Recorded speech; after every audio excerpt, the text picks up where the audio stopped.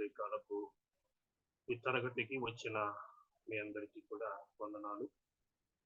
దేవుడు మన జీవితాల్లో మరొక నూతన దినాన్ని అనుగ్రహించి మరలా ఈ విధంగా మనం కలిసి మన సబ్జెక్టును మరి పఠించడానికి, అధ్యయనం చేయడానికి దేవుడు మనకు అనుగ్రహించిన ఈ అవకాశాన్ని బట్టి దేవునికి ఎంతైనా కృతజ్ఞతలు. అలాగే ఈ పనిలో ప్రయాసపడుతున్న సహోదరులకు, సహవాస నాయకులకు మనము కృతజ్ఞతమయ్యించు ఉన్నాం. మనము దుర్బోధలు అనేటువంటి ఈ సబ్జెక్ట్ లో మొదటిగా యెహోవా సాక్షులు వారి యొక్క విశ్వాసాలు, నమ్మకాలు, అలాగే వారి బోధల గురించి మనం మాట్లాడుతూ వచ్చాం. ఈ యెహోవా సాక్షులు అనబడినటువంటి ఈ కల్ట్ అది 1870వ సంవత్సరంలో ఇది ఉనికిలోనికి వచ్చింది అని,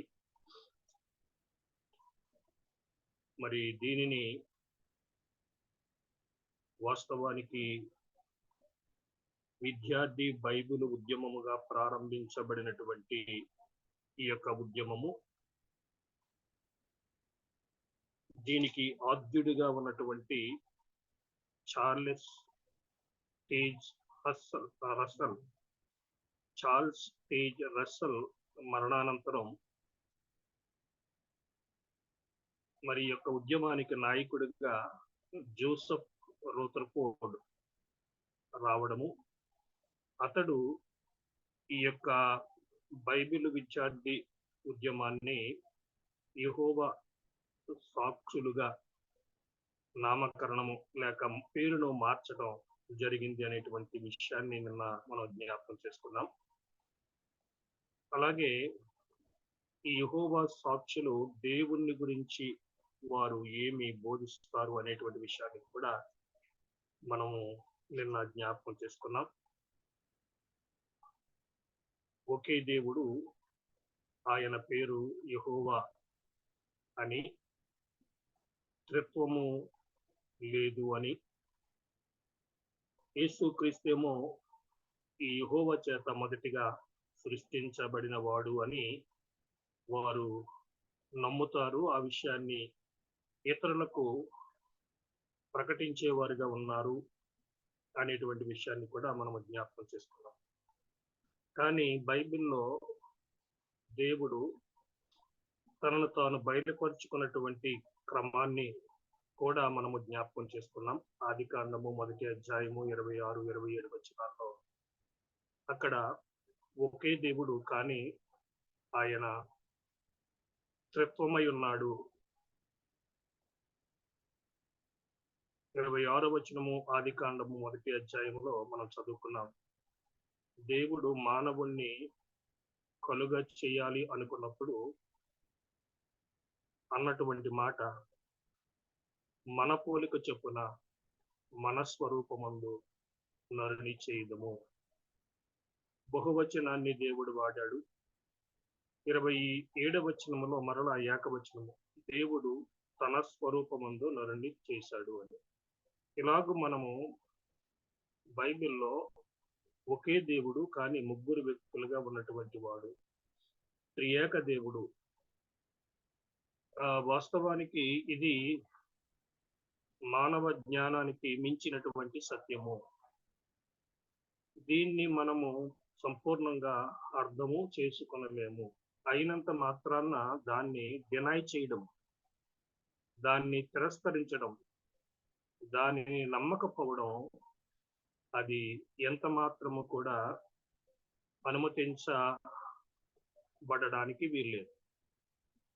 పరిశుద్ధ గ్రంథములో మనము గ్రహించలేనటువంటి, మన ఊహకు అందనటువంటి విషయాలు ఉన్నాయి. ఈ జీవిత కాలంలో వాటిని మనము సంపూర్ణంగా గ్రహించలేము.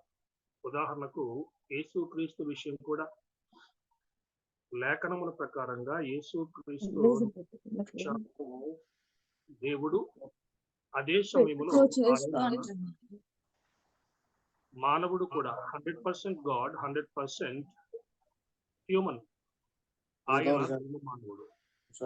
ఇది కూడా మనము సంపూర్ణంగా గ్రహించలేనటువంటి ఒక సత్యం.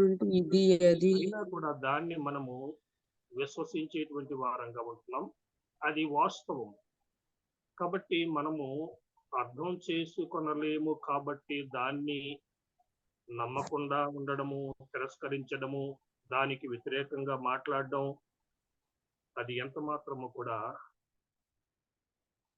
అనుమతించబడడానికి వీల్లేదు. లేకుంటే అది మరి దేవుని ప్రత్యక్షతకు అది ఎంత మాత్రము కూడా సరిపడినటువంటి విషయం కాదు. కాబట్టి దేవుడు తనను తాను ఎలాగూ బయలుపరుచుకున్నాడో అలాగే మనము ఆయనను స్వీకరించబద్దులమై ఉంటున్నాం. మనిష్ట ప్రకారంగా ఆయన్ను అంగీకరించడమో, మనిష్ట ప్రకారంగా ఆయన గురించి వర్ణించడమో, మనిష్ట ప్రకారంగా ఆయన గురించినటువంటి విషయాలు చెప్పడం, అది ఎంత మాత్రము కూడా అంగీకరించబడదు. అది దేవుడు కూడా దాన్ని నిషేధించినటువంటి వాడిగా మనం గమనిస్తాం. కాబట్టి యెహోవా సాక్షులు అనబడినటువంటి వీరు దేవుణ్ణి, వారు ఒకే దేవుడు, మరి అదే సమయంలో ముగ్గురు వ్యక్తులుగా ఉన్నాడు అనేటువంటి లేఖన సత్యాన్ని వారు తిరస్కరిస్తున్నారు. త్రిత్వాన్ని నమ్మనటువంటి వారిగా ఉంటున్నారు అనేది మనం నిన్న చూచాం. అలాగే యేసుక్రీస్తుని గురించి వారి యొక్క బోధ లేఖనాలకు ఎంత వ్యతిరేకంగా ఉందో అది కూడా నిన్న మనం జ్ఞాపకం చేస్తున్నాం. యేసుక్రీస్తు దేవుడు కాడు అంటారు. యేసుక్రీస్తును యెహోవా దేవుడు మొదటిగా సృష్టించాడు అంటారు. ఆయన ద్వారాగా లోకాన్ని లేక విశ్వాన్ని దేవుడు కలుగజేశాడు. తర్వాత యేసుక్రీస్తు ఈ లోకములోనికి మనుష్యునిగా రాకమునుపు ఆయన పరలోకములో మిఖాయేలుగా ఉన్నాడు అనేటువంటి తప్పుడు బోధ కూడా వారు చేస్తూ ఉన్నటువంటి వారు. అలాగే యేసుక్రీస్తు ఈ లోకములో కేవలము ఒక సాధారణమైనటువంటి, ఒక పరిపూర్ణమైనటువంటి మానవుడిగా మాత్రమే ఉన్నాడు అనేటువంటి తప్పుడు బోధ కూడా వారు చేసేవారుగా కనబడుతున్నారు. కాబట్టి పరిశుద్ధ గ్రంథంలో యేసుక్రీస్తును గూర్చి వ్రాయబడినటువంటి విషయాలన్నీ కూడా వారు తిరస్కరిస్తూ ఉన్నారు. వాటిని విశ్వసించనటువంటి వారుగా ఉంటున్నారు. అంత మాత్రమే కాదు, లేని వాటిని యేసుక్రీస్తుకు నిజానికి ఆపాదిస్తూ ఉన్నారు. కాబట్టి వారు చెబుతున్నటువంటి లేక వారు బోధించేటువంటి ఈ విషయాలన్నీ కూడా లేఖనాలకు భిన్నమైనటువంటివి, వ్యతిరేకమైనటువంటివి అనేటువంటి వాస్తవాన్ని మనము గమనించవలసిన వారంగా ఉంటున్నాం. మరి వారు యేసుక్రీస్తుని గురించి ఈ విధంగా బోధిస్తూ ఉంటే అసలు బైబిల్లో బిబ్లికల్ టీచింగ్ యేసుక్రీస్తుని గురించి ఏమిటో మనకు లేఖనాల్లో స్పష్టంగా చెప్పబడింది. యేసుక్రీస్తు దేవుడు అని, ఆయన త్రిత్వములో రెండవ వ్యక్తి అని మనము లేఖనాల ద్వారాగా గ్రహించే వారంగా ఉంటాం. Jesus is God, the second person of the Trinity. రెండవ విషయం ఏంటంటే ఆయన దేవుని లేక కుమారుడైనటువంటి దేవుడుగా ఆయన నిరంతరము కూడా ఉనికిలో ఉన్నటువంటి వాడు. ఆయన ఎన్నడూ కూడా సృష్టించబడిన వాడు కాడు అనేది లేఖనాలు యేసుక్రీస్తును గూర్చి బోధించేటువంటి సత్యం. Jesus as God the sun, Jesus has always existed and was never created. ఆయన ఎన్నడూ సృష్టించబడి ఉండలేదు. కుమారుడైనటువంటి దేవుడిగా ఆయన నిరంతరము ఉనికిలో ఉన్నటువంటి వాడు, అంటే ఆది అంతము లేనటువంటి వాడు. మూడవదిగా లేఖనాల ప్రకారంగా యేసుక్రీస్తు Jesus is fully God and fully man. The two natures joined, not mixed. యేసుక్రీస్తు సంపూర్ణమైనటువంటి దేవుడు, సంపూర్ణమైనటువంటి మానవుడు. ఆయన దైవత్వము మానవత్వము అవి లేక దైవిక స్వభావము మానవ స్వభావము అవి కలిసి ఉన్నాయి, అంతే తప్ప అవి మిశ్రమముగా కలవలేదన్నమాట.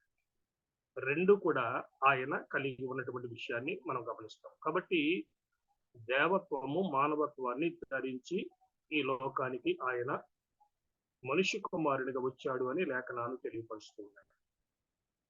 అలాగే యేసుక్రీస్తుని గురించి మనం చూసినప్పుడు త్రిత్వములో రెండవ వ్యక్తిగా యేసుక్రీస్తు కనబడుతూ ఉన్నాడు. ఆ విధంగా ఆయన తండ్రి అయినటువంటి దేవునితోనూ పరిశుద్ధాత్మతోనూ సమానుడిగా ఉంటూ ఉన్నాడు. As the second person of the Trinity, Jesus is co-equal with God the Father and the Holy Spirit. త్రిత్వములో రెండవ వ్యక్తిగా యేసు తండ్రి అయినటువంటి దేవునితోనూ పరిశుద్ధాత్మతోనూ ఆయన సమానుడిగా ఉంటున్నాడు అన్ని విషయాల్లో కూడా. తరువాత ఐదవదిగా మనం గమనిస్తే యేసుక్రీస్తుని గురించి లేఖనాల్లో మనం చూసే విషయము, ఆయన మానవుడుగా ఈ లోకానికి వచ్చేటువంటి క్రమములో ఆయన పరిశుద్ధాత్మ ద్వారా కన్య అయినటువంటి మరియకు జన్మించాడు అని లేఖనాలు బోధిస్తూ ఉన్నాయి. In becoming man, Jesus was begotten through the Holy Spirit and born of the Virgin Mary. మరి దేవదూత గబ్రియేలు మరియ దగ్గరకు వచ్చి ఈ వర్తమానాన్ని తెలియపరిచినట్టుగా మనము లూకా సువార్తలో, అలాగే మనం మత్తయి సువార్తలో మనం చూస్తాం. పరిశుద్ధాత్మ వలన నీవు గర్భము దాల్చబోతున్నావు. మరి దూత ద్వారాగా దేవుడిచ్చినటువంటి వర్తమానం ప్రకారంగానే మరి దేవుని యొక్క చిత్తానికి తల వంచటం ద్వారా మరి పరిశుద్ధాత్మ చేసినటువంటి అద్భుత ఫలితంగా ఆమె కుమారుణ్ణి లేక యేసును ఆమె కలిగి ఉండగలిగింది. యేసుకు జన్మను ఇచ్చినటువంటి కన్య అయినటువంటి మరియ అని లేఖనాల్లో మనం చూస్తున్నాం. ఆ విధంగా ఆయన ఈ లోకానికి మనుష్య కుమారుడిగా వచ్చాడు అని పరిశుద్ధ గ్రంథము తెలియపరుస్తూ ఉంది. తరువాత మనం గమనిస్తే లేఖనాలు బోధించేటువంటి సత్యము, ఆయన మాత్రమే తండ్రి యొద్దకు మార్గము, నిత్య జీవానికి ఆయన ద్వారానే సాధ్యము. Jesus is the only way to the father and eternal life. యోహాను సువార్త 14:6 యేసు ప్రభు చెప్పినటువంటి మాట, నేనే మార్గము సత్యము జీవము, నా ద్వారా తప్ప ఎవడు తండ్రి యొద్దకు రాడు. కాబట్టి పరిశుద్ధ గ్రంథమైనటువంటి బైబిలు యేసు మాత్రమే తండ్రి యొద్దకు మార్గము, అలాగే నిత్య జీవానికి ఆయన ద్వారానే సాధ్యము అనేటువంటి విషయం. తరువాత యేసుక్రీస్తుని గురించి అంటే ఈ మనం చెప్పుకుంటున్నటువంటి విషయాలన్నీ కూడా ఈ యెహోవా సాక్షులు అనబడినటువంటి వారు తిరస్కరించడం మనం చూస్తున్నాం. వాటిని నమ్మనటువంటి వారిగా ఉంటున్నారు, వాటికి భిన్నంగా బోధించేటువంటి వారిగా కనబడుతూ ఉన్నారు. మరొక విషయం, యేసుక్రీస్తు యొక్క మరణాన్ని గురించి మనం చదివేటువంటి విషయము, ఆయన శిలువ మరణం పొందాడు. దేవుని యొక్క ప్రణాళిక ప్రకారంగా ఈ లోకములో మానవాళి ప్రతినిధిగా మానవుని యొక్క స్థానములో శిలువ మరణము ఆయన పొంది ఉన్నాడు అనేటువంటి విషయం. ఆ విధంగా సర్వ మానవాళి పాపానికి ఆయనే పరిహారము చేశాడని లేఖనాల్లో మనం చూస్తూ ఉన్నాం. Jesus died on a cross according to God's plan as a substitutionary sacrifice and full payment for our sins. మన పాపానికి సంపూర్ణమైనటువంటి వెలను ఆయన శిలువ మరణము ద్వారాగా చెల్లించాడు అని లేఖనాల్లో మనం చూస్తున్నాం. కానీ వారు ఆయన శిలువ మరణము పొందినట్లుగా అంగీకరించడం లేదు. కేవలం ఒక కొయ్యకు ఆయన కట్టబడ్డాడు, కొయ్య మీద ఆయన మరి నిలువబెట్టబడ్డాడని చెప్పడం తప్ప, బోధించడం తప్ప శిలువ మరణాన్ని వారు అంగీకరించే వారిగా లేరని మనం చూస్తాం. అలాగే లేఖనాల్లో యేసుక్రీస్తుని గురించి ఆయన మరణము నుండి తిరిగి లేచినటువంటి వాడు. మూడవ దినమున స్పిరిచువల్లీ అండ్ ఫిజికల్లీ ఇమ్మోర్టల్. యేసుక్రీస్తు ఈ rose from the dead on the third day, spiritually and physically immortal. ఆయన మరణించిన తరువాత మూడవ దినమున ఆయన చెప్పినట్లుగానే మరణము నుండి ఆయన తిరిగి లేచాడు. ఆత్మీకంగా, భౌతికంగా కూడా అమర్చుడిగా తిరిగి లేచాడు అనేటువంటి విషయాన్ని మనం చూస్తున్నాం. ఆ తరువాత 40 దినాలు ఆయన ఈ లోకంలో ఇంచుమించుగా 500 మందికి తనను తాను సజీవునిగా కనపరుచుకున్నటువంటి వాడుగా ఉన్నాడు. అలాగే ఆయన యొక్క గాయాలు ఆయన శిష్యులు చూడగలిగినటువంటి వారుగా ఉంటున్నారు, వాటిని ఆకగలిగిన వారుగా ఉంటున్నారు, వారితో కూడా ఆయన భోజనము చేసినటువంటి వాడుగా ఉన్నాడని యేసుక్రీస్తుని గురించి ఆయన మరణము, పునరుత్థానము, ఆ తరువాత 40 దినాలు వారి మధ్య సంచరించినటువంటి విషయాన్ని లేఖనాలు బోధిస్తున్నట్లుగా మనం చూస్తున్నాం. ఆ తరువాత ఆయన పరలోకానికి ఆరోహణమయ్యాడు. భౌతికంగా ఆయన ఏ దేహముతో అయితే సిలువ వేయబడ్డాడో, ఏ దేహం అయితే సమాధిలో పెట్టబడిందో అదే దేహముతో ఆయన లేచాడు. తరువాత అదే దేహంతో పరలోకానికి ఆరోహణమయ్యాడని లేఖనాల్లో మనం చూస్తాం. అలాగే ఆ ఆరోహణమైనటువంటి యేసుక్రీస్తు ఆయన మరల ఈ లోకానికి అదే భౌతిక దేహముతో రాబోతూ ఉన్నాడు. ఆ తర్వాత మరి ఈ లోకములో ఆయన రాజ్యాన్ని మరి స్థాపించి 1000 సంవత్సరాలు పరిపాలించబోతున్నాడు. ఇది యేసుక్రీస్తును గూర్చి ఆయన ఎవరు, ఆయన ఈ లోకానికి ఎలా వచ్చాడు, ఆయన ద్వారా మానవాళికి ఏ విధంగా పాప క్షమాపణ, పాపానికి ప్రాయశ్చిత్తము జరిగించబడింది, ఎలాగూ ఆయన మరణాన్ని గెలిచి తిరిగి లేచాడు, ఎలాగూ పరలోకానికి ఆరోహణమయ్యాడు, మరలా ఆయన రాబోతూ ఉన్నాడు. ఇది లేఖనాలు యేసుక్రీస్తును గూర్చి మరి తెలియపరిచేటువంటి తేటగా లేఖనాల్లో బోధించబడినటువంటి విషయాలు. కానీ యెహోవా సాక్షులు వీటన్నిటినీ కూడా వారు డినై చేస్తూ ఉన్నారు. యేసుక్రీస్తు కేవలము సృష్టించబడినటువంటి సృష్టి, ఆయన దేవుడు కాదు, ఆయన ఈ లోకములో కేవలము ఒక పరిపూర్ణమైనటువంటి మానవుడిగా మాత్రమే ఆయన జీవించాడు అనేటువంటి విషయాన్ని వారు తెలియపరుస్తున్నారు. ఓకే, మూడవదిగా who is the Holi Spirit according to Jehovah Witnesses. Who is the Holi Spirit? పరిశుద్ధాత్ముడు ఎవరు? యెహోవా సాక్షుల యొక్క బోధ ప్రకారంగా పరిశుద్ధాత్మ గురించి వారి బోధ ఏమిటి అంటే, మరి లేఖనాలకు విరుద్ధంగా వాళ్ళు ముందుగానే ట్రినిటీని డినై చేస్తూ ఉన్నారు, త్రిత్వాన్ని ఒప్పుకోనటువంటి వారుగా ఉంటున్నారు. కాబట్టి వారు పరిశుద్ధాత్ముడు దేవుడు అనేటువంటి మాటను వారు అంగీకరించరు. కానీ వాళ్ళు చెప్పేటువంటి విషయము పరిశుద్ధాత్మ గురించి, ఆయన వ్యక్తి కాడు అంటున్నాడు. The impersonal Holy spirit is not God. Bible ఏమో ఆయన వ్యక్తి అనేటువంటి విషయాన్ని బైబిల్ చాలా స్పష్టంగా బోధిస్తూ ఉంది పరిశుద్ధాత్మ గురించి. కానీ వీరు చెప్పేటువంటిది ఏంటంటే ఆయన వ్యక్తి కాడు, ఆయన ఒక శక్తి అయింటూ ఉన్నాడు, తర్వాత ఆయన దేవుడు కాడు. మరి వాళ్ళు చెప్పేది instead the Holi spirit is an invisible active force from Jehovah.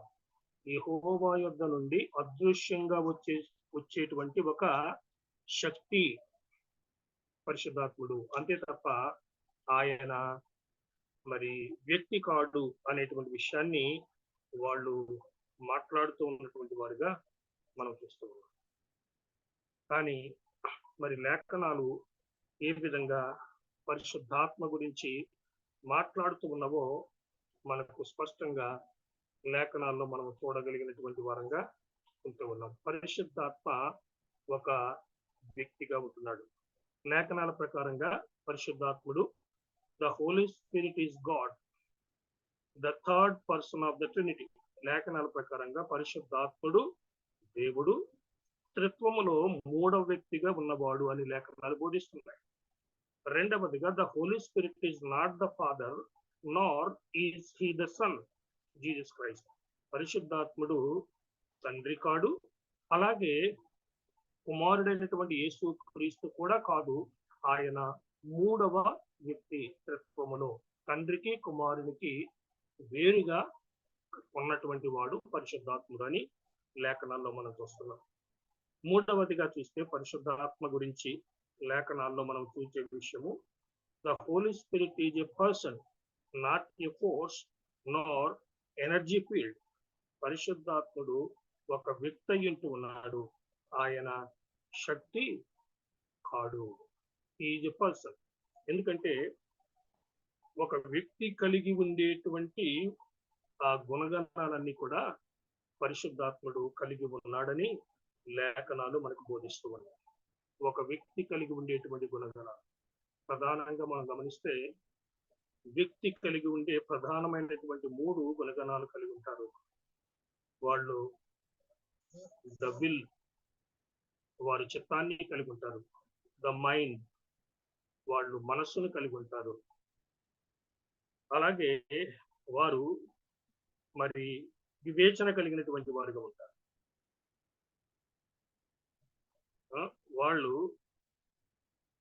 అంటే వ్యక్తి అనడానికి గల నిదర్శనాలు ప్రధానంగా 3 అని మనం చూస్తున్నాం.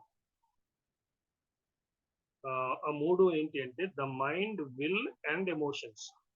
The mind, will and emotions. మనసు, చిత్తము, భావోద్వేగాలు. ఒక వ్యక్తి కలిగి ఉండేటువంటి అనుభూతులు లేక ఆ విధమైన గుణగణాలు. మరి పరిశుద్ధాత్ముడు వాటిని కలిగి ఉన్నాడని లేఖనాల్లో మనం చూస్తున్నాం.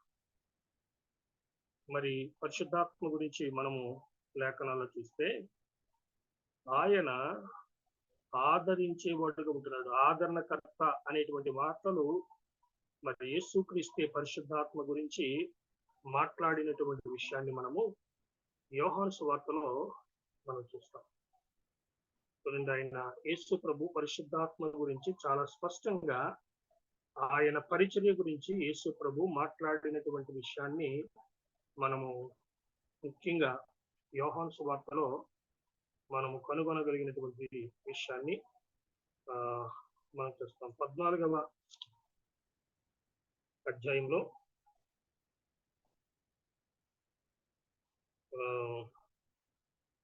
యేసు ప్రభు అన్నటువంటి మాట మనం గమనిస్తే 26వ వచనం, 14 యోహాను సువార్త 14:26లో ఆదరణకర్త అనగా తండ్రి నా నామమున పంపబోవు పరిశుద్ధాత్మ అనే మాట అక్కడ మనం చదువుతాం. పరిశుద్ధాత్ముడు ఆదరించేవాడు. ఆదరణ ఎవరిస్తారు? ఒక వ్యక్తి ద్వారాగా కలిగేటువంటి పనిగా మనం చూస్తున్నాం. కాబట్టి పరిశుద్ధాత్ముడు ఆదరించేవాడు అనేటువంటి మాట మనం గమనిస్తాం. రెండవదిగా పరిశుద్ధాత్మను దుఃఖపరచకుడి అంటే ఆయన దుఃఖపడేవాడు. వ్యక్తులే దుఃఖపడతారు. వస్తువు మరి ఈ అనుభూతులు కలిగి ఉండదు అనేటువంటిది కూడా మనము ఎరిగినటువంటి సత్యం. చూడండి, ఎఫెసీ పత్రిక 4వ అధ్యాయము ఎఫెసీ 4:30లో పౌలంటూ ఉన్నటువంటి మాట. ఎఫెసీ 4:30, దేవుని పరిశుద్ధాత్మను దుఃఖపరచకుడి.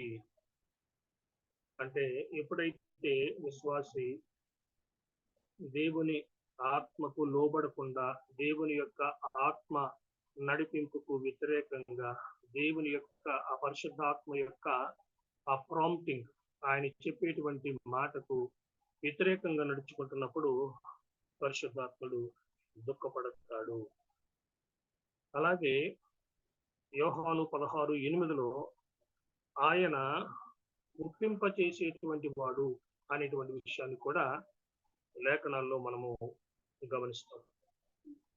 16వ అధ్యాయము యోహాను సువార్త 8వ వచనంలో ఆయన వచ్చి, అంటే పరిశుద్ధాత్మ వచ్చి, అందుకని పరిశుద్ధాత్మ గురించి అది ఇది అనడానికి వీల్లేదు. కొన్నిసార్లు ఫ్లోలో మరి విశ్వాసులు కానీ కొంతమంది సేవకులు కూడా ఆ మాట అనడం మనం చూస్తూ ఉంటాం. పరిశుద్ధాత్మను సంబోధించినప్పుడు పరిశుద్ధాత్మ వచ్చింది అనేటువంటి మాట. కానీ అది అలాగూ మనము ఆ పరిశుద్ధాత్మ గురించి మాట్లాడడానికి లేక సంబోధించడానికి వీల్లేదు. ఎందుకంటే ఆయన ఒక వ్యక్తి కాబట్టి పరిశుద్ధాత్మ గురించి యేసు ప్రభు కూడా అదే మాట, ఆయన వచ్చినప్పుడు ఆయన మిమ్మును నడిపిస్తాడు, ఆయన మీకు బోధిస్తాడు, ఆయన అనేటువంటి మాటే వాడబడిన విషయాన్ని మనం చూస్తాం. కాబట్టి ఇక్కడ కూడా యోహాను 16:8 కూడా ఆయన వచ్చి పాపమును గూర్చియు నీతిని గూర్చియు తీర్పును గూర్చియు లోకమును ఒప్పుకొన చేయును అంటున్నాడు. తరువాత అంటే పరిశుద్ధాత్మ యొక్క పనులు, ఒక వ్యక్తి చేసేటువంటి పనులే ఇవన్నీ కూడా. ఒక శక్తి కాదు, వ్యక్తి చేసేటువంటి పనులు. ఆదరించడము, తరువాత దుఃఖపడము, తరువాత ఒప్పింప చేయడము. అలాగే 16 యోహాను సువార్త 13వ వచనములో ఆయన నడిపించును అనేటువంటి మాట మనం చూస్తాం. 13వ వచనం 16:13లో అయితే ఆయన అనగా సత్యస్వరూపి అయిన ఆత్మ వచ్చినప్పుడు మిమ్మును సర్వసత్యములోనికి నడిపించును. ఆయన నడిపించేవాడుగా ఆయన ఉన్నాడు అనేటువంటి మాట. అలాగే 14:26 వచనములో ఆయన బోధించేవాడుగా కూడా ఉన్నాడు.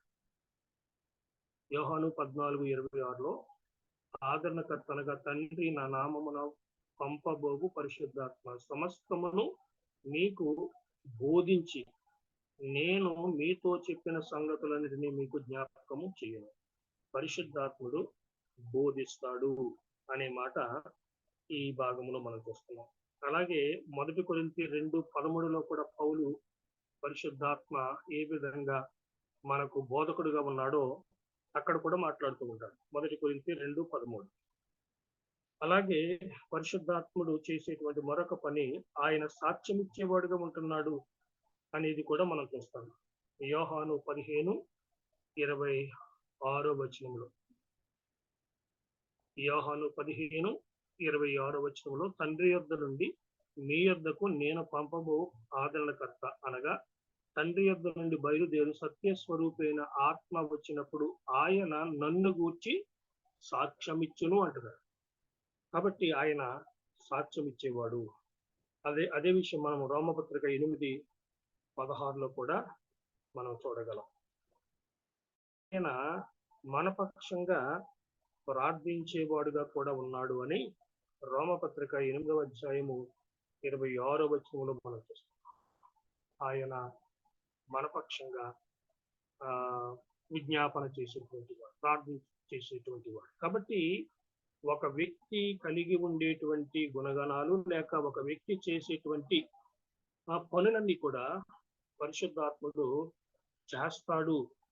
ఆయన పని పరిచర్య గురించి ఇక్కడ లేఖనాలు ఈ విధంగా బోధిస్తూ ఉంటే, యెహోవా సాక్షులేమో పరిశుద్ధాత్ముడు వ్యక్తి కాడు, పరిశుద్ధాత్ముడు దేవుడు కాదు, ఆ పరిశుద్ధాత్ముడు ఆయన ఒక శక్తి మాత్రమే.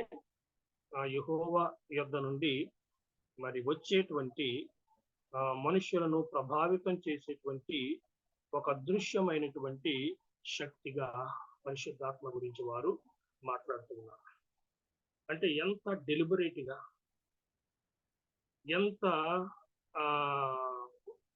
అది మరి ఎంత అంటే లేఖనాల్లో ఎంత స్పష్టంగా పరిశుద్ధాత్మను గూర్చినటువంటి సత్యాలు వ్రాయబడి ఉంటుండగా మరి ఎంత బాహాటంగా ఎంత మరి అబద్ధపు బోధ పరిశుద్ధాత్మ గురించి, అలాగే యేసు క్రీస్తు గురించి మరి వారు చేస్తూ ఉన్నారో దీన్ని బట్టి మనము అర్థం చేసుకోగలిగినటువంటి వారంగా ఉంటున్నాం. కాబట్టి లేఖనాల్లో దేవుని గురించి, యేసు క్రీస్తు గురించి, పరిశుద్ధాత్మ గురించి చెప్పబడినటువంటి ప్రతి విషయాన్ని కూడా వారు తిరస్కరించే వారిగా కనబడుతున్నారు అనేది ఇక్కడ మనకు కనబడుతుంది. కాబట్టి పరిశుద్ధాత్ముడు యెహోవా సాక్షుల యొక్క బోధ ప్రకారంగా మనం చూస్తే ఆయన ఒక శక్తిగా యెహోవా యుద్ధ నుండి అదృశ్యంగా వచ్చి మనుషులను మరి ప్రభావితం చేసేటువంటి ఒక శక్తి మాత్రమే తప్ప ఆయన వ్యక్తి కాడు, దేవుడు కాదు అనేటువంటిది వారు బోధించే విషయంగా మనం చూస్తాం. ఆ తర్వాత యెహోవా సాక్షులు రక్షణ గురించినటువంటి బోధ ఏ విధంగా ఉంటుంది, హౌ టు బి సేవ్, ఏ విధంగా రక్షించబడగలరు ఒక వ్యక్తి, వారి యొక్క బోధ ఈ విధంగా ఉంటుంది. యెహోవా సాక్షులు రక్షణ ఎవరన్నా కూడా పొందాలంటే వారు చెప్పేది be baptised as a Jehovah's Witness, be baptised as a Jehovah's Witness. యెహోవా సాక్షిగా ఒక వ్యక్తి బాప్తిస్మము పొందాలి, అప్పుడే రక్షణ. అది మొదటి విషయం. తరువాత మరలా నిత్య జీవాన్ని సంపాదించుకోవాలి. ఎలాగూ అంటారు అంటే వారు పని చేయటం ద్వారాగా. ఏం పని చేయాలంట? వారు ఒక ఇంటి నుండి మరొక ఇంటికి వెళ్ళి వారు ఈ యెహోవా సాక్షుల యొక్క ఈ బోధను వారికి చేరవేయాలి. లేక యెహోవా సాక్షులు అనేటువంటి ఈ గుంపులోనికి, వారి బోధలోనికి ఇతరులను తీసుకొని రావాలన్నమాట. ఆ విధంగా ఎవరైతే చేస్తారో వారు నిత్య జీవాన్ని పొందుకొనగలిగినటువంటి వారుగా ఉంటారు. మోస్ట్ ఫాలోవర్స్ అంటే యెహోవా సాక్షులు, most followers must earn everlasting life on earth by door to door work. ఇంటింటికి వెళ్ళి వారు యెహోవా సాక్షుల ఆ సిద్ధాంతాలు, వారి యొక్క నమ్మకాలు, ఆ విధమైనటువంటి ఆ బోధలు ఇతరులకు తెలియపరిచి, ఆ విధంగా ఆ పనిలో వారు ఎవరైతే నిమగ్నమై ఉంటారో వారు నిత్య జీవాన్ని సంపాదించుకొనగలిగిన వారుగా ఉంటారు అనేది రెండవ విషయంగా వారు చెప్పేటువంటి విషయం. మొదటిదేమో యెహోవా సాక్షులుగా బాప్తిసం పొందాలి. రెండవదేమో డోర్ టు డోర్ వాళ్ళు పని చేయాలి, ఇంటింటికి వెళ్ళి పని చేయాలి. మూడవది వాళ్ళు నమ్మేటువంటి విషయము salvation in heaven is limited to 144,000 only. కేవలము 144,000 మంది పరలోకములో రక్షణ యొక్క సంఖ్య అంతకు మాత్రమే పరిమితం చేయబడింది అని. Salvation in heaven is limited to 144,000, 144,000 అంటే 144,000 మందికి మాత్రమే పరలోకంలో రక్షణ పరిమితం చేయబడింది. ఇతరులు ఎవరైతే ఉంటారో అనాయింటెడ్ వన్స్, మిగిలిన వాళ్ళు మరి ఇప్పటికే ఆ నంబరు రీచ్ అయిపోయారు అనేటువంటి విషయం. మిగిలినటువంటి వారు ఇక్కడే ఈ లోకంలో వారు జీవించవలసినటువంటి వారిగా ఉంటున్నారు అనేటువంటిది. వాళ్ళు ఏమంటారంటే the rest of the righteous live on earth and must obey God perfectly for 1,000 years or be annihilated. మిగిలినటువంటి నీతిమంతులు అంటే 144,000 మంది ఏమో వాళ్ళు అభిషిక్తులు. 144,000 మంది ఈ అనాయింటెడ్ వన్స్ వాళ్ళు పరలోకములో ఆత్మలుగా నివాసం చేస్తారు. మిగిలినటువంటి నీతిమంతులందరూ కూడా ఈ గొప్ప సమూహము వాళ్ళు ఈ లోకములోనే వారు 1000 సంవత్సరాలు మరి దేవునికి లోబడి వారు జీవించేవారుగా ఉండాలి, ఉంటారు. ఒకవేళ ఆ విధంగా కాకపోతే వారు నిర్మూలన చేయబడతారు. ఇది రక్షణను గూర్చినటువంటి వారి యొక్క బోధగా మనం చూస్తాం. చూడండి, ఇది ఎంత లేఖనాలకు ఇది కూడా ప్రతి విషయం కూడా లేఖనాలకు అనుగుణమైనటువంటి లేఖనానుసారమైనటువంటి విషయము ఒక్కటి కూడా మనకి ఇక్కడ కనబడడం లేదు. ప్రతిది కూడా భిన్నంగా వ్యతిరేకంగా మనం చూస్తున్నాం. దేవుని గురించి, యేసు క్రీస్తు గురించి, పరిశుద్ధాత్మ గురించి లేఖనాలకు భిన్నమైనటువంటి బోధ, వ్యతిరేకమైనటువంటి బోధ. రక్షణ గురించి, ఎందుకంటే మరి యేసు క్రీస్తు దేవుని కుమారుడు అని కానీ, లేక ఆయన దేవుడని కానీ, ఈ లోకానికి పాప క్షమాపణ కొరకు వచ్చాడని కానీ, సిలువలో మరణించాడని కానీ, పునరుత్థానం చెందాడని కానీ ఇవేమి వారు నమ్మడం లేదు. కాబట్టి ఇక రక్షణ యేసు క్రీస్తు ద్వారా అని మరి అనడానికే అవకాశం లేకుండా ఉంది. మరి ఏ విధంగా రక్షణ అంటే, యెహోవా సాక్షులుగా ఈ లోకంలో బాప్తిసం పొందితే రక్షణ. తరువాత ఇంటింటికి వెళ్ళి వారి యొక్క బోధలు ఇతరులకు తెలియపరిచేటువంటి పని కలిగి ఉంటే వారు నిత్య జీవాన్ని స్వతంత్రించుకొనగలుగుతారు, సంపాదించుకొనగలుగుతారు. మరి పరలోకములో అభిషిక్తులుగా కేవలము అక్కడ ఉండే ఆత్మలుగా ఉండేటువంటి వారు ఎవరు అంటే 1,44,000 మంది. అంతే నంబరు పరలోకములో. మిగిలినటువంటి నీతిమంతుల సమూహం అంతా కూడా ఈ లోకంలోనే 1000 సంవత్సరాలు మరి దేవునికి లోబడుతూ వారు ఈ లోకంలో బ్రతుకుతారు. ఒకవేళ ఆ విధంగా దేవునికి లోబడకుండా ఉంటే వారు నిర్మూలము చేయబడతారు. కానీ లేఖనాలలో రక్షణ, పాపక్షమాపణ కేవలము యేసు క్రీస్తు ద్వారా. రక్షించబడిన వారు అంటే యేసు క్రీస్తును విశ్వసించి రక్షించబడిన వారు ఆయన నామములో బాప్తిసం పొందమని లేఖనాల్లో మనం చూస్తున్నాం. నిత్య జీవాన్ని ఇచ్చేది యేసు మాత్రమే అని లేఖనాల్లో మనకు బోధించబడుతుంది. కాబట్టి రక్షణ ఉచితం. ఇక్కడేమో డోర్ టు డోర్ వెళ్ళాలి, ఇంటింటికి వెళ్ళి చేస్తే వారు పని కలిగి ఉంటే యెహోవా సాక్షులుగా వారు నమ్మకంగా ఇతరులకు వారి యొక్క బోధను తెలియపరిస్తే నిత్య జీవాన్ని సంపాదించుకొనగలిగిన వారుగా ఉంటారు. సంపాదించుకోవడం అది లేఖనాలకు విరుద్ధమైనటువంటి బోధ. ఏ ఒక్కరు కూడా నిత్య జీవాన్ని సంపాదించుకోలేరు. అర్నింగ్ అది జరిగే పని కాదు. ఉచితంగా దేవుడు వరముగా, బహుమానంగా నిత్య జీవాన్ని, పరలోకాన్ని యేసు క్రీస్తును విశ్వసించినటువంటి వారికి ఆయన అనుగ్రహిస్తూ ఉన్నారు. ఎఫెసీ 2:8 భక్తుడైనటువంటి పౌలు చెప్పినటువంటి మాట, లేదు అనగా విశ్వాసము ద్వారా కృపచేతనే మీరు రక్షించబడి ఉన్నారు. ఇది మీ వలన కలిగినది కాదు, దేవుని వరమే అంటారు. కాబట్టి ఉచితంగా మనము ఏమీ కూడా చేయనక్కర్లేకుండా కేవలము యేసు క్రీస్తునందు విశ్వసిస్తే చాలు రక్షణ పొందుతాము అని లేఖనాలు బోధిస్తూ ఉన్నాయి. కానీ యెహోవా సాక్షులు అనబడినటువంటి వారు మాత్రము రక్షణను సంపాదించుకోవాలి. అలాగే యెహోవా సాక్షులుగా ఈ లోకంలో బాప్తిస్మము పొందాలి. అప్పుడే వారు రక్షించబడతారు అనేటువంటి విషయాన్ని వారు చెప్పేటువంటి వారుగా కనబడుతున్నారు.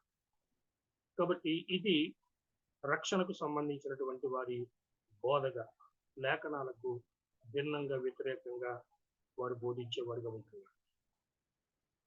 ఆ తర్వాత యెహోవా సాక్షుల యొక్క ఇతర నమ్మకాలు, ఆచారాలు, beliefs and practices of Jehovah's Witnesses. Other beliefs, ఇతర నమ్మకాలు, అలాగే వారి యొక్క ఆచరణలు. వారు ఎక్కడ మీట్ అవుతారు, ఎక్కడ సమావేశం అవుతారంటే మరి మిగిలినటువంటి క్రైస్తవులాగా చర్చ్ బిల్డింగ్స్ కాదనమాట. చర్చ్గా అది పిలువబడదు. కానీ వారు Kingdom halls, meet in Kingdom halls instead of churches. అంటే చర్చ్ బిల్డింగ్లా కాకుండా వారు కింగ్డమ్ హాల్స్ అంటే రాజ్యపు ఆ అవి మందిరాలు అన్నమాట. అంటే పరలోక రాజ్యపు స్థలాలుగా వారు వాటిని కలిగి అక్కడ వారు సమావేశమయ్యేటువంటి విధంగా ఉంటుంది. వాటిని కింగ్డమ్ హాల్స్ అని వారు పిలవడం జరుగుతుంది. తరువాత ఎవరైతే యెహోవా సాక్షులుగా ఉంటున్నారో వారు వారి యొక్క మరి సాహిత్యాన్ని మనం మాట్లాడుకుంటాం. ఇంకా వాచ్ టవర్ మ్యాగజైన్ అనుకుంటా ఉంది. అది వారికి చాలా మరి పవిత్రమైనటువంటిది. తర్వాత వారు బైబిల్తో లేకుండా బైబిల్ కంటే ఎక్కువగా దానికి ప్రాధాన్యతనివ్వడం మనం గమనిస్తాం. వాచ్ టవర్ అనేటువంటి మ్యాగజైన్. కాబట్టి ఇతర సాహిత్యం అంటే ఈ యెహోవా సాక్షులు కలిగి ఉన్నటువంటి రచనలు, వారి బోధలు ఏవైతే ముద్రించబడ్డావో అవి మరి ఇంటింటికి వెళ్ళి వాటిని మరి పంచడానికి యెహోవా సాక్షులు అనబడినటువంటి ఆ మెంబర్స్ ప్రోత్సహించబడేవారుగా ఉంటారు. ఆ జీలు వారు కలిగి ఉండాలని. Active members are encourage to distribute literature door to door. ఇంటింటికి వెళ్ళి వారి నమ్మకాలు, వారి బోధలు, మరి వ్రాయబడినటువంటి ముద్రించబడినటువంటి కరపత్రాలు, పుస్తకాలు ఇంటింటికి వెళ్ళి వారు పంచేటువంటి పని వారు కలిగి ఉంటారు. కనుక అప్పుడప్పుడు వారు తారసపడటం కూడా గమనిస్తాం. వాళ్ళు సాధారణంగా బహిరంగంగా ఆ పని చేసేవారుగా కనపడరు. ఇంటింటికి వెళ్ళడము అంటే వాళ్ళు పబ్లిక్ గా అందరికీ కనబడే విధంగా బాహాటంగా, ధైర్యంగా ఈ పని చేసేవారుగా సర్వసాధారణంగా కనపడరు. ఒక రహస్యంగా, మర్మయుక్తంగా, ఒంటరిగా ఉన్నటువంటి ఒక్కొక్క వ్యక్తితో, లేకపోతే ఇంటి దగ్గర ఉన్నటువంటి స్త్రీలతో వారు వెళ్ళి మరి ఈ యొక్క వాక్యానికి ఏదైతే భిన్నంగా, వ్యతిరేకంగా ఉంటున్నావో వారి నమ్మకాలు, ఆ బోధలన్నీ కూడా వారు బోధించడము, అలాగే ఆ బోధలు కలిగినటువంటి ఆ పుస్తకాలు, ఆ కరపత్రాలు వారికి అందించడము. ఆ విధంగా వారిని యెహోవా సాక్షులుగా ఆ గుంపులోనికి ఆకర్షించేటువంటి పని వారు చేయడానికి ప్రోత్సహించబడేటువంటి వారిగా వారు ఉంటారు. ఇంటింటికి వెళ్ళాలి. అది వారు రెండవదిగా మరి చేసేటువంటి పనిగా మనం చూస్తాం. తరువాత సంవత్సరానికి ఒకసారి ఈ యెహోవా సాక్షుల యొక్క ఈ యొక్క మెంబర్స్ అందరూ కూడా ఈ ప్రభు భోజనం అనేటువంటిది, అంటే మనం ఎలాగ కమ్యూనియన్ వారానికో లేక నెలకొకసారి ప్రభురాత్రి భోజనాన్ని లేకుంటే బల్లను మనం ఆచరిస్తామో, అలాగూ వాళ్ళు సంవత్సరానికి ఒకసారి మాత్రమే దాన్ని ఏమంటారంటే వాళ్ళు లార్డ్స్ ఈవినింగ్ మీల్, వారు పిలిచేటువంటి మాట లార్డ్స్ ఈవినింగ్ మీల్, అలాగూ దాన్ని సంవత్సరానికి ఒకసారి పాటించేవారుగా. అయితే అది కూడా ఎవరంటే ఓన్లీ అనాయింటెడ్ వన్స్ మే యాక్చువల్లీ పార్టేక్. కేవలం ఎవరైతే అభిషిక్తులు అనబడినటువంటి వారిగా ఉంటున్నారు, అంటే కామన్ సాధారణమైనటువంటి వ్యక్తులు, యెహోవా సాక్షులుగా ఉన్నటువంటి ప్రతి ఒక్కొక్కరు కాకుండా కేవలము అభిషిక్తులుగా ఉన్నటువంటి వారు, అంటే ఒక ప్రత్యేకమైనటువంటి వ్యక్తులు మాత్రమే, సాధారణమైనటువంటి వ్యక్తులు కాకుండా, మెంబర్స్ కాకుండా వారికి పైన ఉన్నటువంటి అభిషిక్తులుగా ఉన్నటువంటి వారు మాత్రమే సంవత్సరానికి ఒకసారి లార్డ్స్ ఈవినింగ్ మీల్ అనేటువంటి పేరిట వారు దానిలో పాలిభాగస్తులుగా ఉంటున్నారు. ఇది సంవత్సరానికి ఒకసారి మాత్రమే వారు చేసేటువంటి ఆచరించేటువంటి విధానంగా అది కనబడుతూ ఉంది. తరువాత మరికొన్ని విషయాలు ఏంటంటే వీళ్ళు చేసేటువంటి పనులు, లేకుంటే వాళ్ళు కొన్ని నిషేధం, అంటే యెహోవా సాక్షులుగా ఉన్నటువంటి వారు ఈ పనులలో వారు పాలుభాగస్తులు కాకూడదు అనేటువంటి నియమాలు కలిగి ఉంటున్నారు. ఉదాహరణకు మనం గమనిస్తే ఈ యెహోవా సాక్షులుగా ఎవరైతే ఉంటారో, ఎవరైతే యెహోవా సాక్షుల యొక్క ఆ సహవాసములో సభ్యులుగా ఉంటారో, వాళ్ళు పుట్టిన రోజులు, బర్త్‌డేస్, అలాగే హాలిడేస్ అంటే సెలవు దినాలు, వాటిని వారు కలిగి ఉండకూడదు, లేకుంటే పాటించకూడదు. Members are not allowed to observe holidays or birthdays. యెహోవా సాక్షులు అనబడినటువంటి వీరు, ఆ మెంబర్స్ ఎవరైతే ఉన్నారో వాళ్ళు సెలవు దినాలుగా, లేకుంటే పుట్టుక దినాలుగా వారు వాటిని ఆచరించకూడదు అనేటువంటి ఒక నిబంధన, నియమము కలిగి ఉంటారు.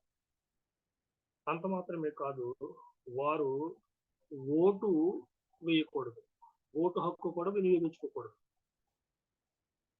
వారు ఓటు వేయకూడదు. మూడవదిగా, వారు జాతీయ పతాకానికి సెల్యూట్ చేయకూడదు కదా. భారత పౌరులు అంటే ఏ దేశమైనా కూడా ఆ దేశానికి ఒక చిహ్నం, జాతీయ పతాకం అనేటువంటిది సర్వసాధారణంగా ఉంటుంది. కాబట్టి దాన్ని వారు గౌరవించే వారుగా ఉంటారు. అది పేట్రియాటిజం, అది దేశభక్తికి ఒక సూచనగా కనబడుతుంది. కాబట్టి అది ప్రతి పౌరుడు నిజానికి చేయాల్సినటువంటి విషయమే, దాన్ని పాటించవలసినటువంటి విషయం, దేశభక్తి కలిగి ఉండవలసినటువంటి విషయం కూడా ఉంటుంది. కానీ ఎవరైతే ఈ యెహోవా సాక్షులుగా ఉంటున్నారో, యెహోవా సాక్షుల యొక్క ఆ సహవాసములో సభ్యులుగా ఉంటున్నారో, వారు మాత్రము జాతీయ పతాకమునకు వాళ్ళు సెల్యూట్ చేయకూడదు, అంటే వారు గౌరవ వందనాన్ని చేయకూడదు. అదొకటి. అలాగే యెహోవా సాక్షులు ఎవరు కూడా సైన్యములో పని చేయకూడదు, సైన్యములో చేరకూడదు. తరువాత రక్త మార్పిడి, అది కూడా వారు చేయకూడదు, అనుమతించకూడదు. యాక్సెప్ట్ అంటే they are not allowed to accept blood transfusions, అంటే రక్తం ఎక్కించుకోవటం కానీ, రక్తం ఇవ్వడం కానీ అవి చేసుకోకూడదు. చూడండి, ఇవన్నీ కూడా ఎంత హాస్యాస్పదమైనటువంటి విషయాలుగా ఉంటున్నామో. అంటే ఇక్కడ మనం గమనించేటువంటి విషయం ఏంటంటే, ఒక ప్రక్కేమో ఆత్మీయమైనటువంటి, దైవ సంబంధమైనటువంటి, లేఖన సంబంధమైనటువంటి విషయాలకు వారు వ్యతిరేకంగా ఉంటున్నారు. అలాగే ఒక సమాజంలో, లేకుంటే ఒక దేశానికి పౌరులుగా ఉండి వారు ఏమేమి ఒక దేశ పౌరుడిగా చేయాలో, వారి యొక్క విధులు, వారి యొక్క నిబంధనలు, లేకుంటే వారు కలిగి ఉన్నటువంటి చట్టాలకు అనుగుణంగా వారు చేయాలో అది కూడా వారు చేయకూడదు అని ఇక్కడ మనం చూస్తున్నాం. అంటే ఇక్కడ రెండు విధాలుగా, ఇటు దేవునికి సంబంధించినటువంటి విషయాల్లో కూడా వారు వ్యతిరేకంగా కనబడుతున్నారు. అలాగే దేశ పౌరులుగా ఒక క్రైస్తవుడు ఎలాగూ ఈ దేశ చట్టాలకు లోబడి ఉండాలో ఆ విషయాల్లో కూడా, అలాగే అతడు ఒక వ్యక్తిగా కలిగి ఉన్నటువంటి హక్కులను కూడా హరించే విధంగా వారి యొక్క ఆచారాలు, వారి యొక్క నమ్మకాలు ఉంటున్నట్లుగా మనం చూస్తాం. ఇది ఎంతవరకు సమంజసంగా ఉంటుంది, ఎంతవరకు ఈ పరిస్థితి ఆహ్వానించదగినదిగా ఉంటుంది. కాబట్టి యెహోవా సాక్షులు అనబడినటువంటి వారు, వీళ్ళు లేఖనాలకు వ్యతిరేకంగా కనబడుతున్నారు. అలాగే ఈ లోకములో ఒక దేశానికి పౌరులుగా ఉన్నటువంటి వారు ఏ నియమ నిబంధనలు కలిగి ఉండాలో, లేకపోతే ఎటువంటి విధంగా వారు బాధ్యత కలిగినటువంటి పౌరులుగా ఉండాలో ఆ విషయంలో కూడా వారు దానికి వ్యతిరేకంగానే కనబడుతున్నారు. ఇక్కడ క్రైస్తవులు ఓటేయొద్దా అంటే, మనం జాతీయ పతాకానికి గౌరవ వందనం చేయడం అదేమి తప్పు కాదు. దేశభక్తి కలిగి ఉండడం అది లేఖనాలు చెప్పేటువంటి సత్యమే. రోమపత్రిక 13వ అధ్యాయంలో అధికారులకు లోబడి ఉండాలి, దేశ చట్టాలను గౌరవించాలి. అంటే దేవునికి వ్యతిరేకంగా వచ్చేటువంటి చట్టాల విషయంలో తప్ప మిగిలినటువంటి విషయాలన్నింటిలో కూడా ఈ దేశానికి పౌరులుగా క్రైస్తవులు కూడా మరి నియమ నిబంధనలు పాటించేటువంటి వారుగా కనబడతారు. మరి క్రైస్తవులు మిలిటరీలో ఉండడానికి వీల్లేదా? ఎంతమంది లేరు క్రైస్తవులు? అన్ని రంగాల్లో కూడా ఉన్నారు. కాబట్టి అలాగే రక్త మార్పిడి చేసుకోకూడదన్న ఇవన్నీ కూడా వారు మరి అంటే అన్రీజనబుల్ అనమాట, సహేతుకము కానటువంటి, ఎవరికి కూడా ఇవన్నీ కూడా ఎవరు ఇష్టపడినటువంటి అనుమతించినటువంటి విషయాన్ని మనం చూస్తున్నాం. ఇంకా కూడా మనం గమనిస్తే నేను వాచ్ టవర్ అనేటువంటి దాని గురించి కూడా మనము మరి కొంత తప్పనిసరిగా మాట్లాడుకొనవలసినటువంటి అవసరత ఉంది. దానికంటే ముందు వారు ఏ విధంగా ఇతరులను వారు తమ వైపుకు ఆకర్షించేవారుగా ఉంటారు. ఎందుకంటే మనము ఈ విషయాలు అంటే ఈ కల్ట్స్ గురించి, వివిధ దుర్బోధల గురించి, ఇటువంటి గుంపుల గురించి మాట్లాడుకోవడములో, తెలుసుకోవడములో ఉన్నటువంటి ఉద్దేశం ఏంటంటే అటువంటి వారి యొక్క బోధనను లేక అటువంటి వారిని నిరోధించడం. ఎందుకంటే వారు అనేక మందిని తమ బోధ చేత ప్రభావితులను చేసి వారు వాస్తవానికి నాశనానికి నడిపించేటువంటి వారుగా కనబడుతున్నారు. ఇప్పుడు ఎప్పుడైతే వారు యేసుక్రీస్తు యొక్క విశిష్టత, యేసుక్రీస్తు యొక్క గొప్పతనము, యేసుక్రీస్తు యొక్క ప్రత్యేకత, యేసుక్రీస్తు వలన మానవ జాతికి లభించేటువంటి ఈ యొక్క పాప క్షమాపణ, ఆయన చేసినటువంటి ఆ శిలువ బలియాగము, వీటన్నిటినీ కూడా వారు మరి తిరస్కరించినప్పుడు మరి ఈ మనుషులను నిత్య జీవానికి వారు దూరం చేస్తూ ఉన్నారు, రక్షణకు వారిని దూరం చేస్తూ ఉన్నారు. వారి జీవితంలో నాశనానికి నడిపించేవారుగా వారు ఉంటారు అనేది మనం గమనిస్తాం. కాబట్టి అటువంటి బోధలు, అటువంటి వారిని నిరోధించడానికి, అటువంటి వారి యొక్క అబద్ధపు వాక్యానికి విరుద్ధమైనటువంటి బోధలు చేసేటువంటి వారిని మరి ఖండించడానికి మరి క్రైస్తవులుగా లేక దేవుని సేవకులుగా ఉన్నటువంటి ప్రతి వారి యొక్క బాధ్యతగా మనం చూస్తాం. వారు ఏ విధంగా ఇతరులను తమ వైపుకు ఆకర్షించుకునేవారుగా ఉంటారు అనే విషయాన్ని మనం చూసినప్పుడు వాళ్ళు ఏ విధంగా వాళ్ళు మరి ఇక్కడ మనము వాచ్ టవర్, అది వాళ్ళు కలిగి ఉన్నటువంటి ఒక మ్యాగజైన్. వాళ్ళు దాని గురించి ఏం చెప్తారు అంటే divine guidance comes only through the Watch Tower society. Magazine ఉంది, అలాగే వారు దాన్ని ఒక సొసైటీగా కూడా పిలుస్తున్నారు, watch Tower society, watch tower magazine. Divine guidance comes only through the Watch Tower society. చూడండి, వాళ్ళు అసలు మనకు అంటే క్రైస్తవులు అనబడినటువంటి వారికి గైడెన్స్ ఎక్కడి నుంచి వస్తుంది అంటే లేఖనములలో నుండి వస్తుంది, బైబిల్లో నుండి వస్తుంది. మనము ఏ విధంగా నడుచుకోవాలో, ఏమి చేయాలో, ఏమి చేయకూడదో, మనము ఎలాగూ ఈ లోకములో క్రైస్తవులుగా ప్రవర్తించాలో సమస్తము కూడా మనకు నడిపింపు ఆ యొక్క నియమ నిబంధనలన్నీ కూడా దేవుడు పరిశుద్ధ గ్రంథంలో బైబిల్లో ఇచ్చాడు. కానీ వీళ్ళు బైబిల్ కంటే ఎక్కువ ప్రయారిటీ దేనికి ఇస్తారంటే వాళ్ళ యొక్క మ్యాగజైన్, వాచ్ టవర్. ఇంకా వాళ్ళు చెప్పేది ఏంటంటే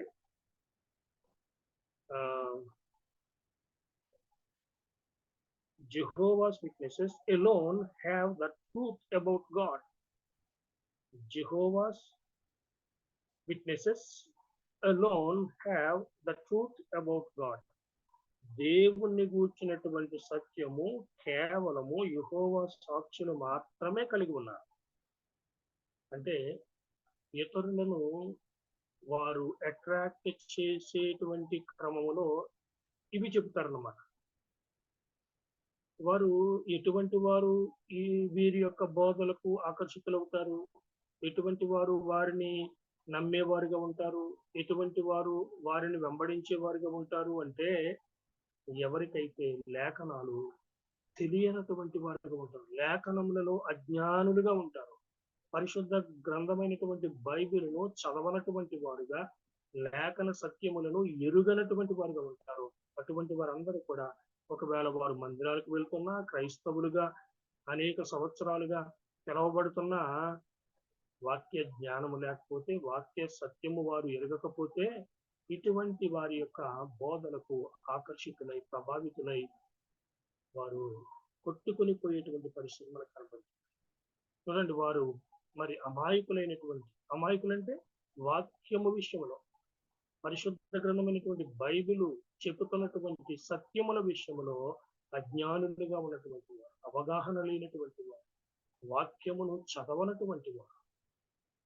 మరి ఎందుకు దేవుని సేవకులు పదే పదే, ముఖ్యంగా విశ్వాసులు అయినటువంటి వారిని పదే పదే హెచ్చరిక చేస్తారు?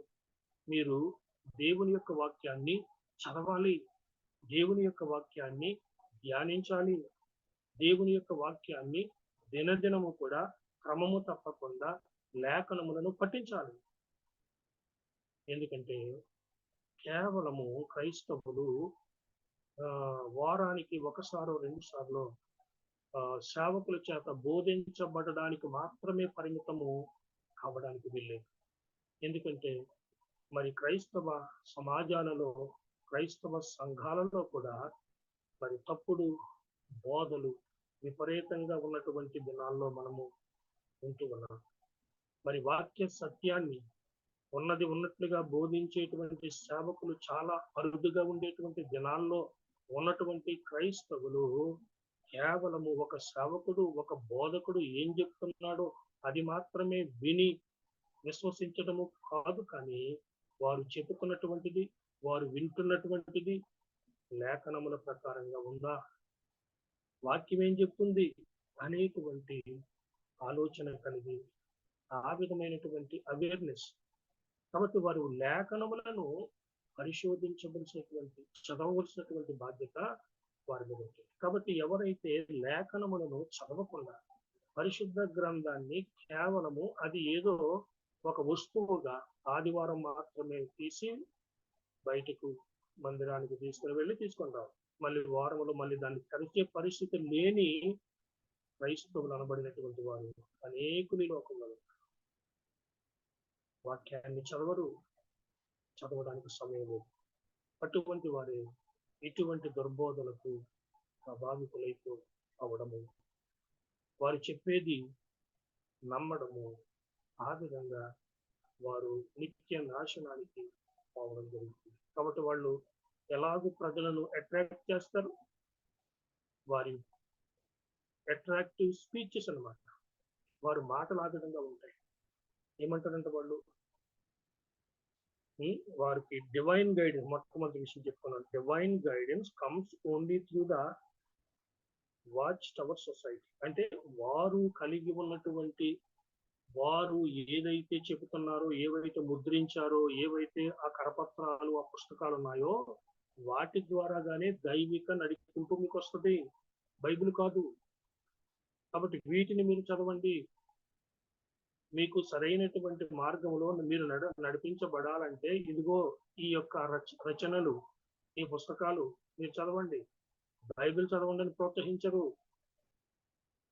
కాబట్టి బైబిల్ కంటే వాళ్ళకు ముఖ్యమైనది వాళ్ళ యొక్క సొంత బుద్ధితో వ్రాసినటువంటి, వాక్యానికి భిన్నంగా వ్యతిరేకంగా వ్రాసినటువంటి వ్రాతలు వారు ప్రజల మీద రుద్దేవారుగా కనబడుతున్నారు. కాబట్టి మొదటి విషయం వాళ్ళు చెప్పేది, మరి ఆ మాట ఎంత అట్రాక్టివ్ గా ఉంటది, నీకు దేవుని యొక్క నడిపింపు కావాలంటే, దేవుని యొక్క ఆలోచన కావాలంటే ఇదిగో ఇది చదువు, నీవు దీనిలో ఉంది దేవుని యొక్క నడిపింపు, దేవుని యొక్క చిత్తము, దేవుని యొక్క ఉద్దేశము. కాబట్టి అలాగూ ప్రజలను మభ్యపెట్టడం. రెండవది ఏం చెప్తున్నారు వాళ్ళు, జెహోవాస్ witnesses alone have the truth about God. దేవుని గూర్చినటువంటి సత్యము కేవలము యెహోవా సాక్షుల యొద్ద మాత్రమే ఉంది. వారే కలిగి ఉన్నారు, వారే చెప్పాలి. అలాగే Jehovah's witnesses alone claim to be the people of God. వారు మాత్రమే దేవుని ప్రజలు. ఎవరు? ఇప్పుడు వాళ్ళు చెప్పే విషయం ఏంటి? దేవుణ్ణి గూర్చినటువంటి సత్యము మా యొద్దే ఉంది. తర్వాత యెహోవా సాక్షులు అనబడిన వారు మాత్రమే దేవుని ప్రజలు. మిగిలిన వాళ్ళు ఎవరు కూడా కాదు. మిగిలిన ఏ సంఘము కూడా దేవుని ప్రజలు కాదు. కేవలం యెహోవా సాక్షులు అనబడిన వారు మాత్రమే దేవుని ప్రజలుగా ఉన్నారు. కాబట్టి వాళ్ళు ఎక్స్క్లూసివ్, యునిక్ అండ్ సుపీరియర్. ఎవరు? యెహోవా సాక్షులు అనబడినటువంటి వారు ప్రత్యేకమైనటువంటి వారు, విశిష్టమైనటువంటి వారు, అలాగే అందరికంటే కూడా ఉన్నతమైనటువంటి వారు, సుపీరియర్ పీపుల్ వాళ్ళు. ఎందుకు? వారు మాత్రమే దేవుని ప్రజలు. అది వారి యొక్క బాధ. దేవుణ్ణి గూర్చినటువంటి అబద్ధపు బాధ, అలాగే తమను గూర్చినటువంటి, అంటే ప్రజలను ఆ విధంగా తమ మాటల ద్వారాగా ఆకర్షించుకోవడం అన్నమాట. అది వారు చెప్పే విషయాన్ని మనం చూస్తాం. తర్వాత మూడవదిగా, Jehovah's Witnesses are told that every other church in Christendom is false.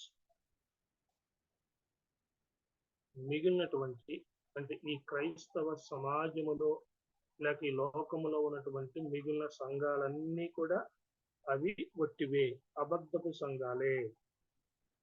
అవన్నీ కూడా సాతాను యొక్క అధికారం కింద ఉన్నవే. అలాగే యెహోవా సాక్షులు క్రైస్తవులు అనబడినటువంటి వారిని వారు ఎలా చూస్తారంట? శత్రువులుగా చూస్తారు. హేటెడ్ ఎనిమీ ఎవరంటే క్రిస్టియన్స్. యెహోవా సాక్షులకు మరి ద్వేషించి శత్రువులుగా చూడబడేటువంటి వారు ఎవరంటే క్రైస్తవులు. అంటే వాక్యానుసారమైన క్రైస్తవులు. ఇక్కడ క్రైస్తవులు అంటే అది ఒక జనరల్ టర్మ్ కింద అయిపోయింది. చాలా వేగ్ మీనింగ్ అనమాట. క్రైస్తవులు ఎవరు అంటే లోకం దృష్టిలో మందిరాలకు వెళ్తే చాలు, వాళ్ళంతా క్రైస్తవులే. అవును, క్రైస్తవులు అందరూ మందిరాలకు వెళ్తారు, చర్చిలకు వెళ్తారు. కానీ చర్చికి వెళ్ళే ప్రతి వారు నిజమైనటువంటి క్రైస్తవులు కాదు. క్రీస్తును కలిగిన వారు కాదు. క్రీస్తును వెంబడిస్తున్న వారు కాదు. లేఖనముల ప్రకారంగా నడుచుకునేవారు కాదు. మందిరాలకు వెళ్ళే ప్రతి ఒక్కొక్కరు రక్షించబడిన వారు కాదు. కాబట్టి ఈ క్రైస్తవ లేక క్రైస్తవుడు అనే ఆ పదము అది యూనివర్సల్ గా చాలా లూజ్ గా వాడబడుతుంది అన్నమాట.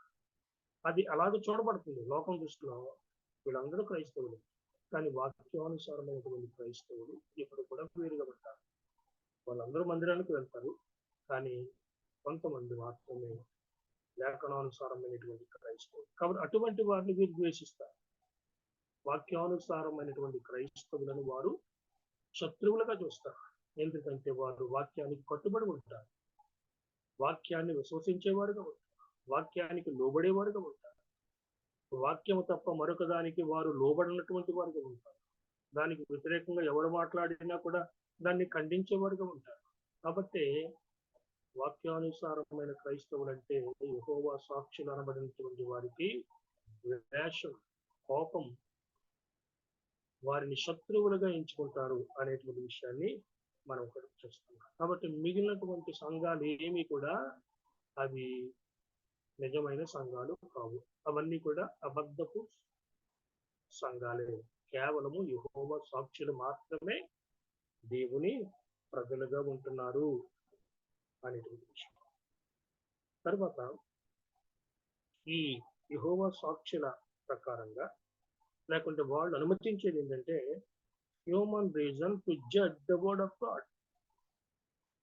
Jehovah's witnesses allow human reason to judge the word of God. దేవుని యొక్క వాక్యాన్ని మరి పరిశోధించడానికి లేకుంటే ఏంటి తీర్పు తీర్చడానికి మానవ ఈ రీజనింగ్ అది దాని చేత నీవు వాక్యాన్ని నీవు తీర్పు తీర్చవచ్చు. అంటే అంటే మనకు అంటే క్రైస్తవులు లేఖనాల ప్రకారంగా రక్షించబడి బాప్తిసం పొంది మరి యేసు క్రీస్తును ప్రభువుగా కలిగి ఉన్నటువంటి వారు, వాళ్ళకేంటంటే దేవుని యొక్క వాక్యమే ఫైనల్. సుప్రీం అథారిటీ ఎవరంటే వాక్యం. So everything must be judged by the word. కానీ ఇక్కడ ఏంటంటే human reason can judge the word of God. మానవుని యొక్క ఈ ఏదైతే మానవ జ్ఞానము లేక మానవుని యొక్క వివేచన, నీవు దేవుని యొక్క వాక్యాన్ని నీవు వివేచించి తీర్పు తీర్చవచ్చు. కాబట్టి వాక్యము ఫైనల్ కాదు ఇక్కడ. అది అంటే సుప్రీం అథారిటీ కాదు. మానవులు తమ యొక్క జ్ఞానాన్ని, వారు కలిగి ఉన్నటువంటి వివేచనను మరి వారు వాడి వాక్యాన్ని వాళ్ళు మరి జడ్జి చేయవచ్చు అనేది వాళ్ళు చెప్పేటువంటి విషయం. అలాగే వారు నమ్మనటువంటి విషయాలు ఆల్రెడీ చెప్పుకున్నాం. ఎనీ బైబిల్ టీచింగ్స్ అంటే బైబిల్లో స్పష్టంగా బోధించబడినటువంటి విషయాలు వాటిని వారు నిరాకరిస్తున్నారు, తిరస్కరిస్తున్నారు, నమ్మడం లేదు. ఉదాహరణకు ట్రినిటీ చెప్తున్నాం. త్రిత్వాన్ని వారు నమ్మనటువంటి వారు ఉంటున్నారు. అది స్పష్టంగా బైబిల్లో చెప్పబడినటువంటి విషయం. ట్రయూన్ గాడ్, త్రియేక దేవుడు, బైబిల్లో తనను తాను బయలుపరుచుకున్నటువంటి దేవుడు త్రియేక దేవుడు. రెండవది, బైబిల్లో స్పష్టంగా బోధించబడింది నరకమును గురించి, నిత్య నాశనము గురించి, పాతాళమును గురించి చాలా స్పష్టంగా లేఖనాల్లో మనం చదువుతాం. ముఖ్యంగా సువార్తలలో ప్రభు అయినటువంటి యేసు క్రీస్తు యొక్క బోధనలో ఆయన పరలోకము కంటే కూడా ఎక్కువగా పాతాళాన్ని గురించి బోధించాడు అనేటువంటిది వాస్తవమైనటువంటి విషయం. కానీ దాన్ని యెహోవా సాక్షులు నమ్మనటువంటి వారిగా ఉంటున్నారు. అలాగే the personality of the Holi spirit, పరిశుద్ధాత్మ యొక్క వ్యక్తిత్వాన్ని నమ్మనటువంటి వారిగా వారు కనబడుతున్నారు. కాబట్టి ఈ విషయాలు అంటే త్రిత్వం కానీ, నరకం కానీ, పరిశుద్ధాత్మ యొక్క వ్యక్తిత్వం కానీ వాళ్ళకి ఎలా కనబడుతుందంటే అన్రీజనబుల్. అవి సహేతుకంగా లేదు, అవి అర్థం అవడం లేదు, వాటిని మనం గ్రహించలేము కాబట్టి డినై చేస్తున్నాం. మనది ఎంత పొరపాటు. నీవు దాన్ని అర్థం చేసుకొనలేనంత మాత్రాన దాన్ని తిరస్కరించేటువంటి ఆ రైట్, ఆ హక్కు ఏ ఒక్కరికి కూడా లేదు. తత్వము నిజమే, అది ఒక గంభీరమైనటువంటి సత్యం. దేవుడు ఆయన ఏమై ఉంటూ ఉన్నాడు, ఆయన ఒకే దేవుడు ముగ్గురు వ్యక్తులుగా కలిగినటువంటి వాడు. అది లేఖనాలు మనకు బోధిస్తూ ఉన్నాయి. దాన్ని మనం సంపూర్ణంగా గ్రహించలేము. అలాగే యేసుక్రీస్తు ఉదాహరణకు 100% దేవుడు, 100% మానవుడు, దైవ మానవుడు, 100%. అది కూడా ఒక మన ఊహకు, మన జ్ఞానానికి అందనటువంటి సత్యం. సంపూర్ణంగా దాన్ని గ్రహించలేము, కానీ అది వాస్తవం. అలాగే ఆయన మనం అంగీకరిస్తాం, దైవ మానవుడు. కాబట్టి వీళ్ళు అవి చాలా అన్రీజనబుల్ గా ఉన్నాయి. అదే కదా బైబిల్కి ఉన్నటువంటి ప్రత్యేకత, బైబిల్ దేవునికి ఉన్నటువంటి ప్రత్యేకత. ఏదైతే మానవ ఆలోచనకు, మానవుని యొక్క వివేచనకు లేక మానవుని యొక్క ఊహకు అనుకూలంగా ఉంటేనే దాన్ని నమ్మడం అంటే అది విశ్వాసం కాదు. విశ్వాసం అంటే ఏంటంటే అసలు ఏదైతే అన్రీజనబుల్ గా ఉంటుందో, ఏదైతే అసాధారణంగా ఉంటుందో, ఏదైతే అసలు అసాధ్యంగా ఉంటుందో దానిని నమ్మడమే అది విశ్వాసం. అది బైబిల్ చెప్పేది. ఎందుకంటే దేవుడు ఆయన మరి ఏదైతే ఈ లోకానికి అసాధ్యమైందో, ఏదైతే ఈ లోకానికి మరి వింతగా ఉంటుందో అది దేవుడు మరి సాధ్యము చేయగలిగినటువంటిది. అదే దేవుని యొక్క విశిష్టత, గొప్పతనం. కాబట్టి ఇక్కడ వీళ్ళు యెహోవా సాక్షులు అనబడినటువంటి వీరు, ఇవి మనకు చాలా ఏంటి ఆలోచించడానికి, వినడానికి ఇవి సరిపడినవిగా లేవు. మన ఆలోచనకు తగినట్లుగా లేవు. ఏంటి పరిశుద్ధాత్మ యొక్క వ్యక్తిత్వం కానీ, ఈ నరకం అనేటువంటిది కానీ, లేకుంటే త్రిత్వం అనేటువంటిది కానీ, కాబట్టి దాన్ని మనము అంగీకరించము అని వాళ్ళు దాన్ని తిరస్కరించేటువంటి వారుగా ఇక్కడ మనము చూస్తున్నాం.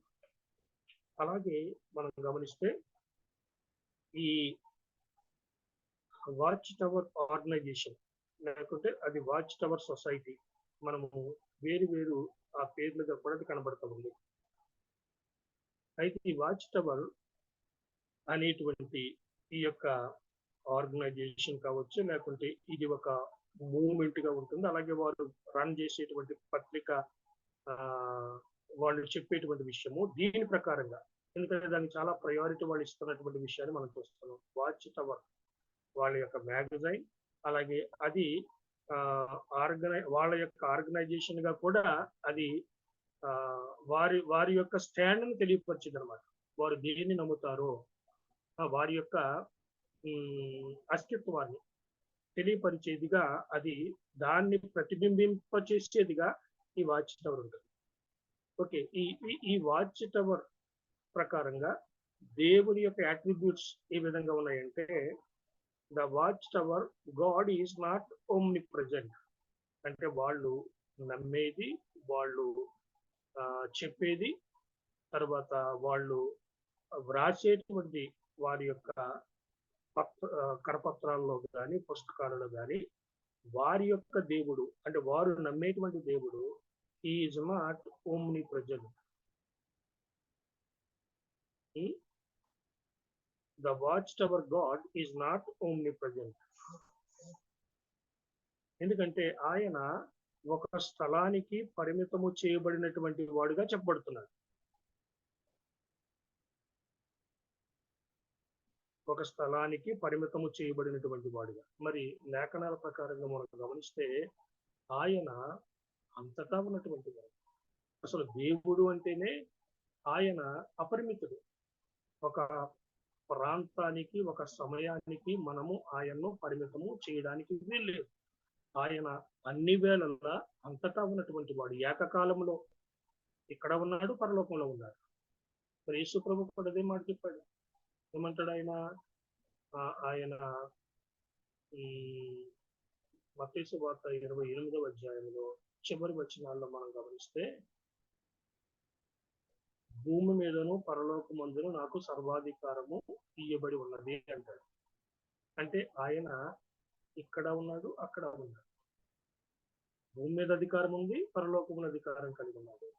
అంతటా ఆయన ఉన్నటువంటి వాడు. అందుకే ఆయన ఏమంటాడు? మీరు సర్వలోకానికి వెళ్ళి సర్వ సృష్టికి సువార్తను ప్రకటించండి, నేను మీకు ఏ సంగతులను ఆజ్ఞాపించుతున్న వాటన్నిటినీ గైకొనుడని వారికి బోధించండి అని చెబుతూ చివరికి ఏమంటాడు? ఇదిగో యుగ సమాప్తి వరకు నేను మీతో కూడా ఉన్నాను అంటాడు. యుగ సమాప్తి వరకు నేను మీతో కూడా ఉన్నాను అంటే ఆయన అంతటా అన్ని వేళలా ఉండగలిగినటువంటి వాడు. ఎందుకంటే ఆయన దేవుడు. కాబట్టి దాన్ని వీళ్ళు అంగీకరించినటువంటి వాడుగా కనబడుతుంది. కాబట్టి ఆయన అంతటా ఉన్నటువంటి వాడనే సత్యాన్ని వాళ్ళు డినై చేసేటువంటి వాడుగా కనబడుతుంది. రెండవదిగా ఆయన సమస్తము ఎరిగిన వాడు దేవుడు అంటే, కానీ దాన్ని కూడా వాళ్ళు ఒప్పుకోనటువంటి వారుగా. The Watch Tower God is not omniscient. కాబట్టి ఆ విధమైనటువంటి గుణగణాన్ని దేవుడు కలిగి ఉన్నాడు అంటే అది వారికి సహేతుకంగా లేదన్నమాట. దేవుడు సర్వజ్ఞుడు, సమస్తము ఎరిగిన వాడు అంటే అది వారు దాన్ని అంగీకరించినటువంటి, వారికి బోధపడనటువంటి, దాన్ని అంగీకరించడానికి ఎంత మాత్రం కూడా అది లాజికల్ గా లేదు, వారికి ఇల్లాజికల్ గా ఉందంట. కాబట్టి వాళ్ళు దాన్ని అంగీకరించారు. అంటే ఆయన అంతటా ఉన్నాడు అంటే దాన్ని అంగీకరించారు. రెండవది ఆయన సమస్తము ఎదిగిన వాడు అనే దాన్ని కూడా వారు అంగీకరించినటువంటి వారుగా ఉంటుంది. ఆల్రెడీ మనం చెప్పుకున్న మూడో విషయం ఏంటంటే Trinity. Watch Tower rejects the Trinity because it is incomprehensible. అంటే అది అర్థం చేసుకోనలేనటువంటిది కాబట్టి, గ్రహించలేనటువంటిది కాబట్టి త్రిత్వాన్ని తిరస్కరిస్తున్నారు. అదే మనం చెప్పుకున్నాం.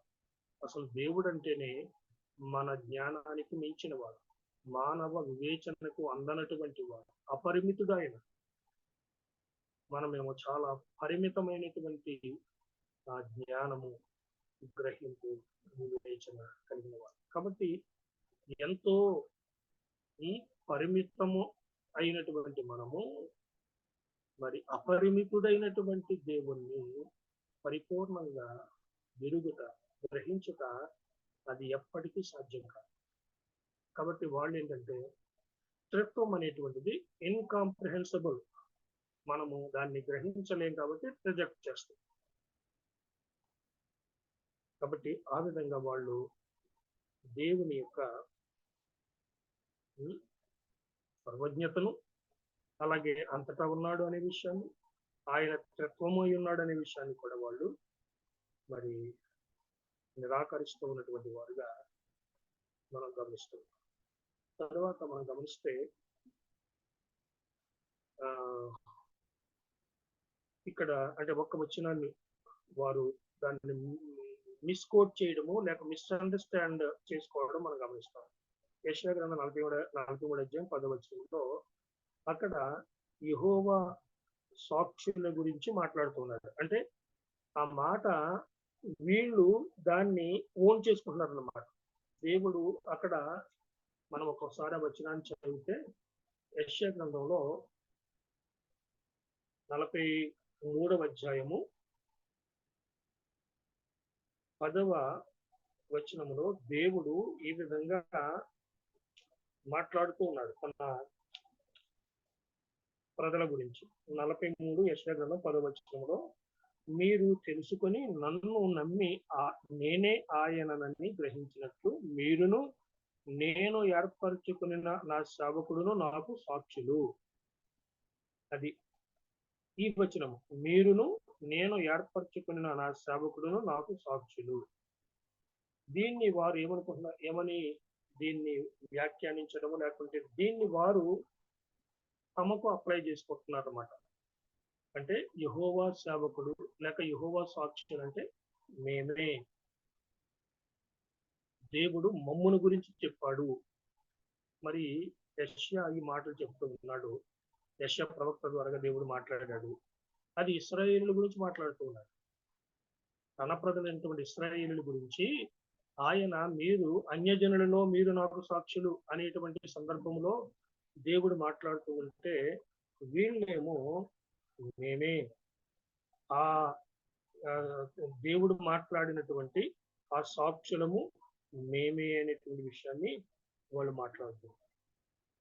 అయితే మనం గమనిస్తే మరి వీళ్ళే అయితే అంతకు ముందు ఎవరు కూడా దేవునికి సాక్షులుగా లేరా? అది ఎంతో హాస్యాస్పదమైనటువంటి విషయం.